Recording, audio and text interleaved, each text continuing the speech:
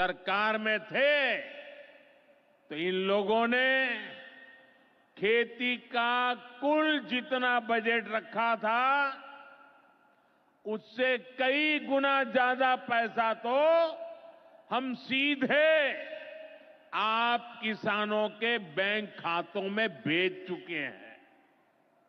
ये काम कोई भ्रष्टाचारी नहीं कर सकता है। ये काम वही सरकार कर सकती है जो किसान कल्याण के लिए समर्पित है।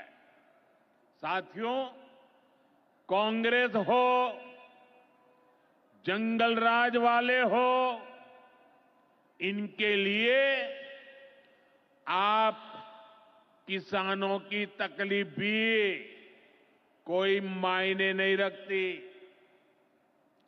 पहले जब बाढ़ आती थी, सूखा पड़ता था, ओला पड़ता था, तो ये लोग किसानों को अपने हाल पर छोड़ देते थे। 2014 में जब आपने एनडीए को आशीर्वाद दिया तो मैंने कहा ऐसे नहीं चलेगा। एनडीए सरकार ने पीएम फसल बीमा योजना बनाई। इस योजना के तहत 2.25 लाख करोड़ रुपए का क्लेम किसानों को आपदा के समय मिल चुका है। साथियों, जो भूमिहीन है, जो छोटे किसान है, उनकी आय को बढ़ाने में एनडीए सरकार पशुपालन को बढ़ावा दे रही है।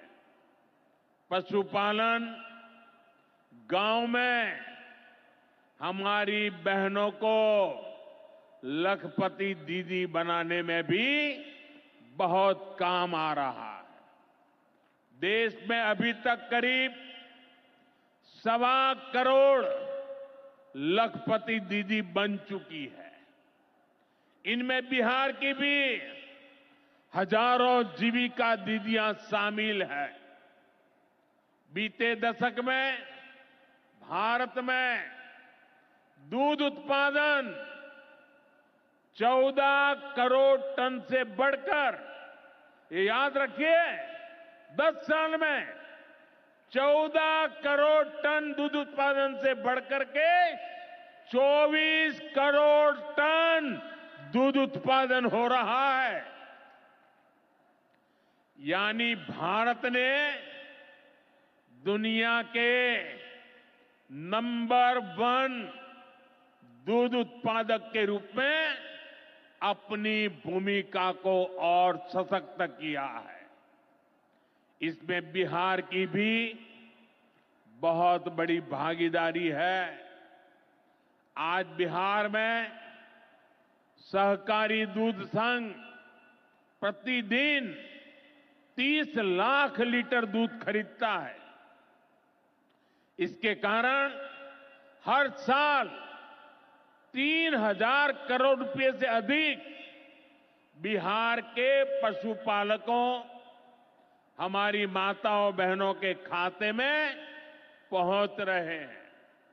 साथियों, मुझे खुशी है कि डेयरी सेक्टर को बढ़ावा देने के हमारे प्रयासों को राजीव रंजन जी, हमारे ललन सिंह जी बहुत ही कुशलता के साथ आगे बढ़ा रहे हैं। इनके प्रयासों से यहां बिहार में 2 परियोजनाएं तेजी से पूरी हो रही है। मोतीहारी का सेंटर ऑफ एक्सीलेंस बेहतरीन देसी नस्ल की गायों के विकास में मदद करेगा। दूसरा बरौनी का मिल्क प्लांट है। इस क्षेत्र के 3 लाख किसानों को फायदा होगा। नौजवानों को रोजगार मिलेगा। साथियों, हमारे जो नाविक साथी हैं, जो मछुआरे साथी हैं, इनको पहले की सरकारों ने कोई फायदा नहीं दिया। हमने पहली बार मछली पालकों को किसान क्रेडिट कार्ड की सुविधा दी है। ऐसे ही प्रयासों से आज मछली उत्पादन में बिहार शानदार प्रदर्शन कर रहा है। और अभी जैसे मुख्यमंत्री जी ने बताया, पहले मछली हम बाहर से लाते थे और आज मछली में बिहार आत्मनिर्भर बन गया है।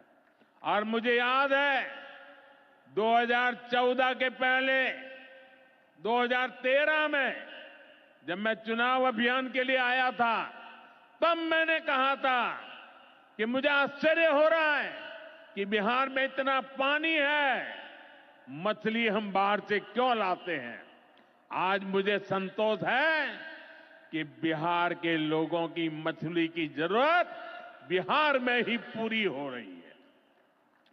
10 साल पहले बिहार मछली उत्पादन में देश के 10 राज्यों में से एक था। आज बिहार देश के टॉप 5 बड़े मछली उत्पादक राज्यों में से एक बन चुका है। फिशरीज सेक्टर पर हमारे फोकस का बहुत बड़ा फायदा हमारे छोटे किसानों को हुआ है, मछुआरे साथियों को हुआ है। भागलपुर की पहचान तो गंगा जी में रहने वाली डॉल्फिन से भी होती रही है। ये नमामि गंगे अभियान की भी बहुत बड़ी सफलता है। साथियों, बीते वर्षों में सरकार के प्रयासों से भारत का कृषि निर्यात बहुत अधिक बढ़ा है। इससे किसानों को उनकी उपज की ज्यादा कीमत मिलने लगी है।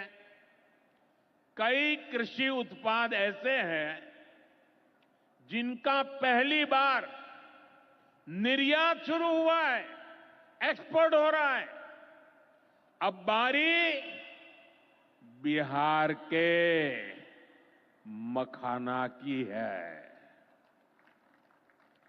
मखाना आज देश के शहरों में सुबह के नाश्ते का प्रमुख अंग हो चुका है। मैं भी 365 दिन में से 300 दिन तो ऐसे होंगे कि मैं मखाना जरूर खाता हूं। ये एक सुपर फूड है जिसे अब दुनिया के बाजारों तक पहुंचाना है। इसलिए इस वर्ष के बजट में मखाना किसानों के लिए मखाना बोर्ड बनाने का ऐलान किया गया है। ये मखाना बोर्ड मखाना उत्पादन, प्रोसेसिंग, वैल्यू एडिशन और मार्केटिंग ऐसे हर पहलू में बिहार के मेरे किसानों की मदद करेगा। साथियों, बजट में बिहार के किसानों और नौजवानों के लिए एक और बड़ी घोषणा भी की गई है। पूर्वी भारत में फूड प्रोसेसिंग इंडस्ट्री को बढ़ावा देने के लिए बिहार एक बड़े केंद्र के रूप में उभरने वाला है। बिहार में national institute of food technology and entrepreneurship की स्थापना की जाएगी। यहां बिहार में कृषि के क्षेत्र में 3 नए सेंटर ऑफ एक्सेलेंस की भी स्थापित किए जाएंगे। इनमें से एक हमारे भागलपुर में ही स्थापित होगा। यह सेंटर आम की जर्दालू किस्म पर फोकस करेगा। 2 और केंद्र मुंगेर और बक्सर में बनाए जाएंगे, जो टमाटर, प्याज और आलू किसानों को मदद देंगे। यानी किसान हित के निर्णय लेने में हम कोई कसर बाकी नहीं छोड़ रहे। साथियों, आज भारत कपड़े का भी बहुत बड़ा निर्यातक बन रहा है। देश में कपड़ा उद्योग को बल देने के लिए अनेक कदम उठाए जा रहे हैं। भागलपुर में तो कहा जाता है कि यहां पेड़ भी सोना उगलते हैं।